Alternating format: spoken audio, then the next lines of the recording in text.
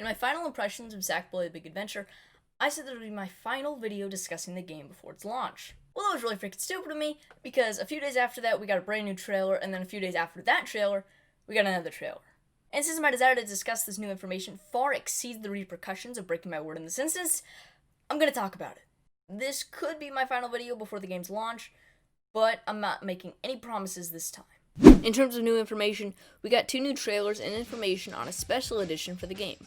The special edition will only be available for the PS4, but if you use it on the PS5, it'll obviously get a patch making it indistinguishable from the PS5 release. It contains an absolutely adorable Tiger Sackboy plush, an art book, a digital art book, and soundtrack.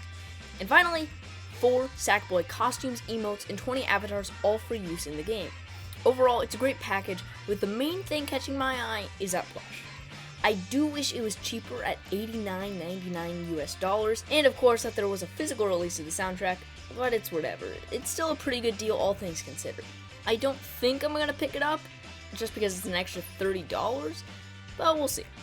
By far the biggest information, however, was found in the 2 YouTube trailers that gave us an extended look at new Sackboy Big Adventure gameplay, information on Sackboy's moveset, and the story of the game. The first trailer was Sackboy Big Adventure Sumo Introduces Sackboy on September 29th, and just wow. The gameplay looks fantastic. What can I say? You're seeing some of it now, and man, it looks far better than I have ever seen it. To start though, they did confirm 3 big things. 1 is that the game will run at 60 FPS, 2, that Sumo Digital redesigned Sackboy's moveset from the ground up, and 3rd was hard confirmation that there will be no create mode in Sackboy Big Adventure. The 60 FPS isn't too surprising since it will also be on the PS4, so it should be more than capable of making that jump. The same goes for the redesigned moveset. It's been 6 years since LBP3, and there is no way they were ever going to get away with using that moveset in a fully 3D platforming experience. And that's not at all a dock against Little Big Planet 3, it's just that it's a 2.5D platform. This is a 3D one. The controls simply wouldn't have worked. We get to see Sackboy performing a wide array of moves, from floating in the air like Yoshi, rolling, kicking, grappling, throwing, and even ground pounding like Mario. From what we've seen, this is one of the most developed movesets I've ever seen in a 3D platformer. He can interact with the world in so many new ways, and man, what a world it looks to be. Now I won't touch too much on the lack of a create mode, as I honestly always expected this, but I guess it's a little disappointing for some.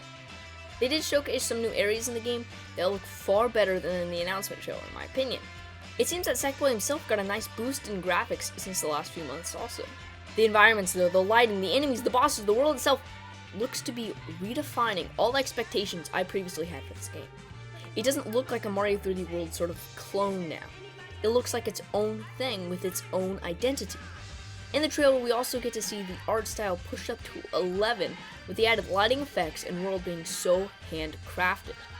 And this leads me to one of the best takeaways from the trailer for me: the variety.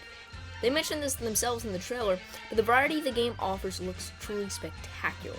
The areas you're exploring, like a jungle, snowy hills, and even space.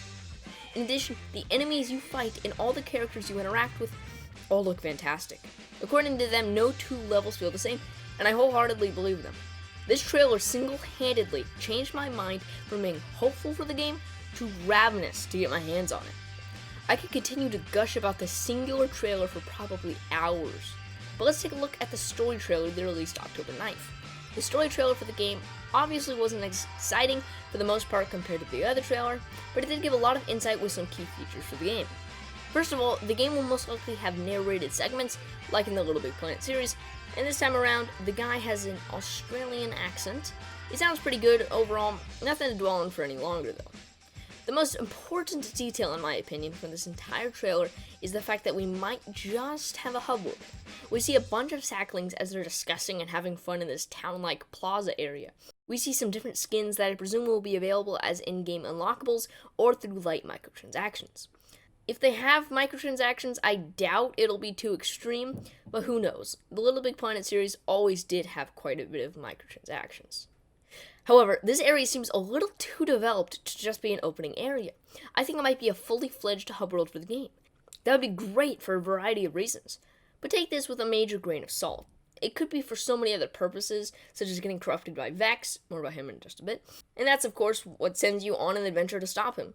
or it could literally just be a starting area. Whatever the case, I hope it's at the very least a fun area to explore filled with NPCs. In the rest of the trailer, we get an up-close look at some new characters, bosses, and enemies. The enemies and bosses are supposedly created by Vex, this game's villain. It is said in the trailer that Sackboy's goal in his adventures is to become a knitted knight, which is such a cool idea, and rid the world of Vex. One thing remains clear throughout this entire trailer, though. This game has charm, and lots of it. From the delightful soundtrack to the humorous narrator and world, this game will not only have its own identity, but its own type of identity, its own subclass in the genre of platforming, its own stage to stand on, its own place to be. Finally, I just want to play this game so bad now.